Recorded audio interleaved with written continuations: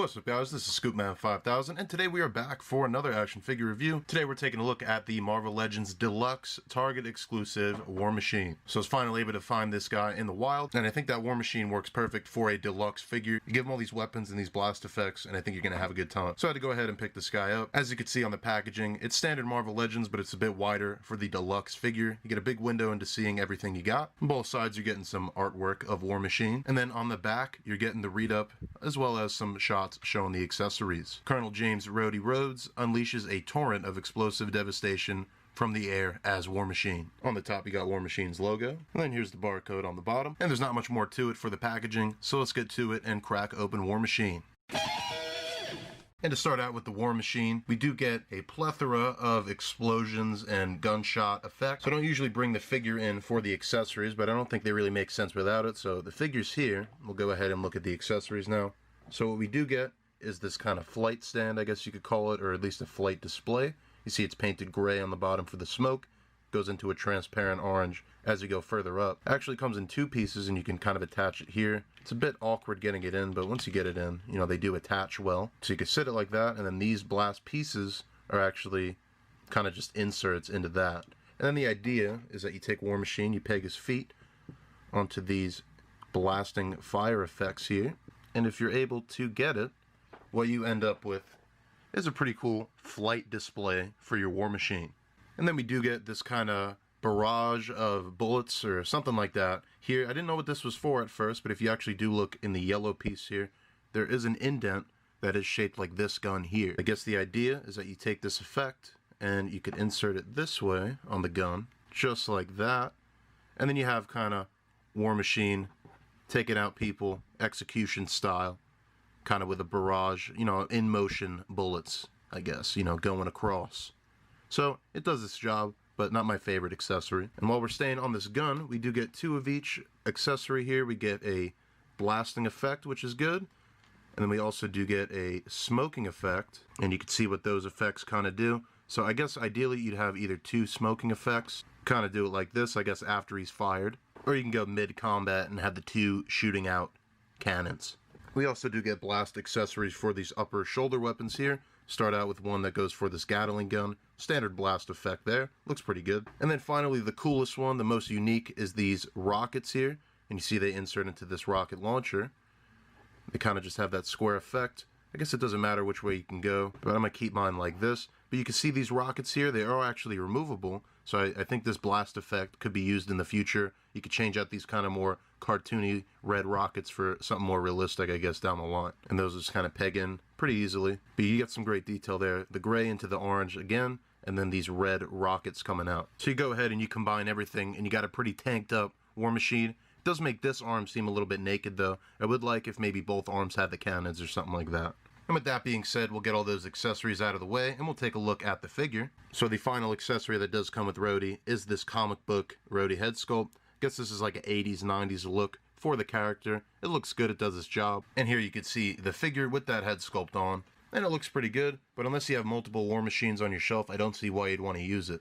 And then we'll go ahead and take a look at the head sculpt here, and this head sculpt is classic retro Iron Man War Machine look. So while the head sculpt gives me a 90s vibe, the rest of this almost looks Golden Age, Silver Age, kind of, you know, 70s era looking War Machine, which is pretty cool. You know, I think this can stand on your shelf as a definitive War Machine, really in any era of Marvel. But yeah, back on the head sculpt, I do really like the detail here. Paint is done pretty well. It's that silver paint on the face. And then we do got kind of a Pathfinder flashlight up here, and then a bit of a red scope on there. And then we have some details going up the top of the head. I guess we'll take a look at those guns while we're up here. So here's the rocket launcher. Some nice detail on there. Has some articulation, and that goes the same for this Gatling gun. Again, it has kind of a Pathfinder with a red scope on it there. Then moving down to the torso, you got some great machinery going on here. Very simple, classic arc reactor design with just the silver in the middle. So you got some texture going up the shoulder. They're different mounts for the different guns, which is cool. You get a bit of asymmetry. And then this piece here as well kind of breaks up that sculpt. The shoulder pads are done in a softer rubber plastic just to kind of get out of the way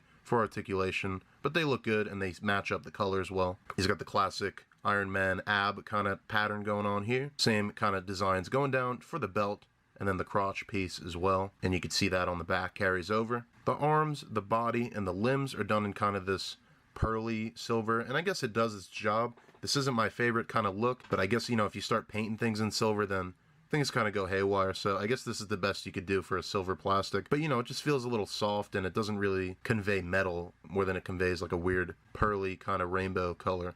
But carrying over that asymmetry, the gauntlets are each different, so this is kind of a more traditional gauntlet, and then this one has the cannons on it, which is a bit warped. It's a softer plastic again, but it's got good detailing. It's all done in black. Going down to the legs, you just got the regular musculature there, classic Iron Man look, but then you go down to the lower legs and you get some more armor pieces. You get some kind of block designs going on the side.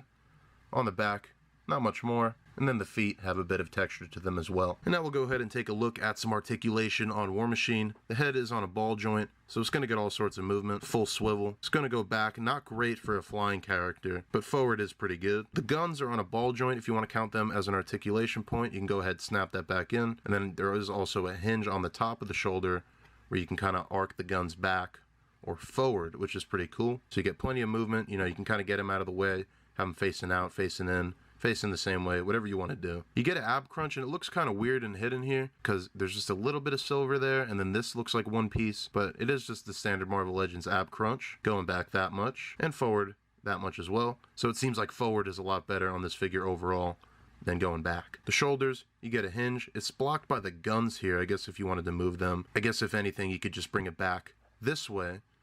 So it's not full rotation 360, but it'll go wherever you need it to. You got the same hinge and swivel on the shoulder, upper bicep cut, double jointed elbow, and then the wrist swivels and it hinges. You do get a pretty well hidden waist swivel, decent splits on the figure, clicky upper thigh cut, good double jointed knee, and then the foot goes forward and back, and you have an ankle rocker.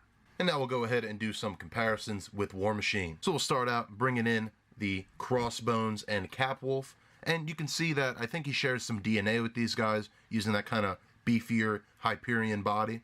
Obviously, it's a bit modified for War Machine, but he does have the same level of beef as these guys do. And then these are my only other Iron Man related characters. We have the Avengers Endgame Iron Man and Iron Patriot. And you can see that he kind of scales a bit in between these guys. Probably should go ahead and pick up like Iron Man 2020 or one of the other retro Iron Mans to go with this War Machine now that I have it. And overall, that is going to do it for your look at the Marvel Legends War Machine. Overall, I had some fun posing this guy around. I think those blast effects really do make a difference. There's a bit of frustration that comes with it, but obviously that's what you're going to get with this kind of figure. But if anything, this guy makes me want to go back and get some more Iron Mans and some more classic Avengers to go with this guy. So let me know what you think of this figure in the comments, and if you like any sort of action figure reviews, you want to stay right here on the Scoopman 5000 YouTube channel. As always, I'm going to leave it off with some photos I took of the figure, and until then, I'll see you guys in the next action figure review.